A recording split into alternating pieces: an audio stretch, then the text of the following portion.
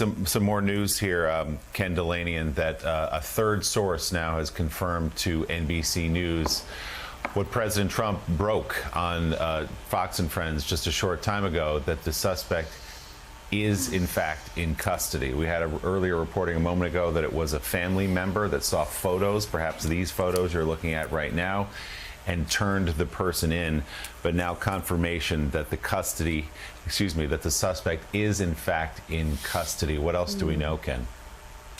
Yeah, that's right. And this confirmation to my colleague Mike Cosner of NBC News suggests that this person is in state custody at the moment. Of course, there will be an interesting push and pull, as there often is, between federal and state authorities about who charges first or whether there are federal charges warranted here. But look, this is great news, and as we discussed earlier, Willie, it's coming really after a news conference last night that suggested that authorities were really stymied and had no idea who this person was or where they were. I mean, really, we're at loggerheads, and released those images to the public in the hopes that it would lead to someone recognizing this person, and it looks like it has. Again, according to the president, a minister recognizing one of the photos and then getting in touch with the family, who then, we understand, turn this suspect in, this suspect is now in state custody in Utah. Willie. And NBC News now can confirm what the president reported himself from the Oval Office just a few minutes ago. And Ken, it should be said that about 24 hours ago, when we had that press conference with the FBI and the Utah Department of Safety, they didn't need the public's help. They said at that time they had their own images and they were running it through facial recognition technology using artificial intelligence, all the tools available to those law enforcement outfits. And then yesterday they put these pictures out, which was almost a concession that we do in fact need the public's help. If anyone knows this guy, if anyone recognizes anything about this guy, please let us know. And it worked, and it does work. You talked about the shooting of the United Healthcare CEO in Midtown Manhattan a few months back. Those pictures go out, a McDonald's worker recognizes the shooter sitting there eating French fries and a Big Mac, and police close in. It looks like that's exactly what happened here again today, which is someone did recognize this person in a photograph, or at least something about him, and it went up the chain of command, leading to now what NBC News has confirmed, the arrest of the alleged killer of Charlie Kirk.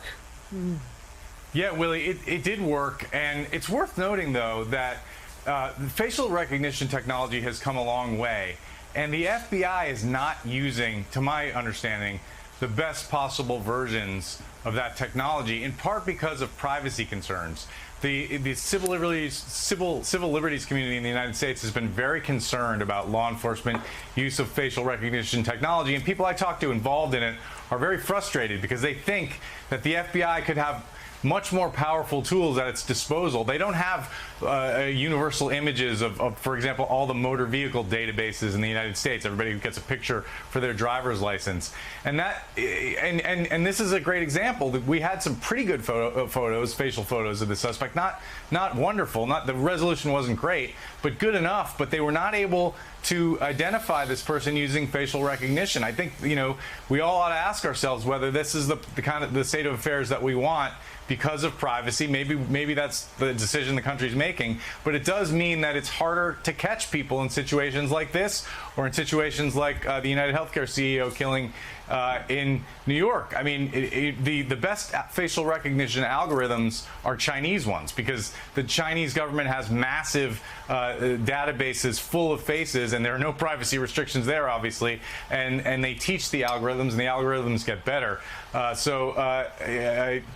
yeah, you're right. In this case, they did it the old-fashioned way. They put the images out to the public, and thankfully, a member of the public recognized this suspect, according to the president. We're following breaking news. Again, the shooting suspect in the murder of Charlie Kirk is in state custody as we speak, confirmed, of course, by our journalist and also announced by the President of the United States. We have a third senior law enforcement source confirming this, that the suspect is in custody and that family members actually were involved in this. We're going to get a lot more in a news conference out of Orem, Utah, that has now been pushed to 9:30 Eastern Time. Obviously, there's a lot to sort through as to what to release to the public during this news conference, and also what information can be gleaned from this suspect now that they have him. A lot of questions about motive, about planning, about whether or not there were more people involved. I mean, this is still a live, active situation for this campus until those questions are answered. Jonathan Lemire. Yeah, I would certainly anticipate this suspect, whoever he might be, there'll need to be intense security surrounding him, considering what a high-profile crime this was and how it's inflamed passions across the political spectrum, particularly in the right, who were considered Kirk a friend and ally.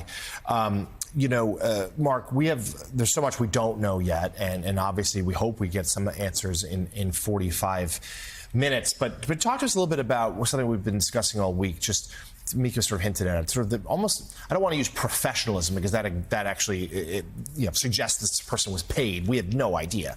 But there's an experienced shooter, perhaps. It was carefully planned. It seemed to be methodical in terms of how this person got in.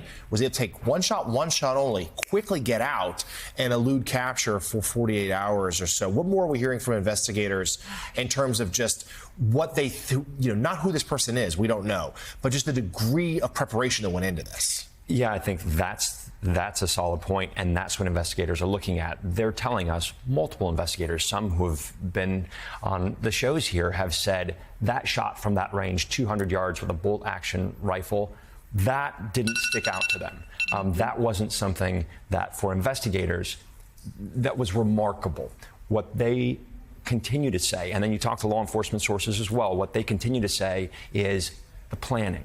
It wasn't just happenstance that that person chose that stairwell, that roof.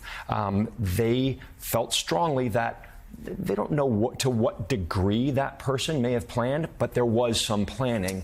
That's what they believe. And we have more reporting coming in from our reporters on this, and we're hearing that the suspect, which you can sort of see in the pictures, is in his early 20s and is from Utah. We're going to be going live to Orem, Utah. Aaron Gilchrist is standing by. He's in the room where the news conference is going to take place at 9:30 Eastern Time.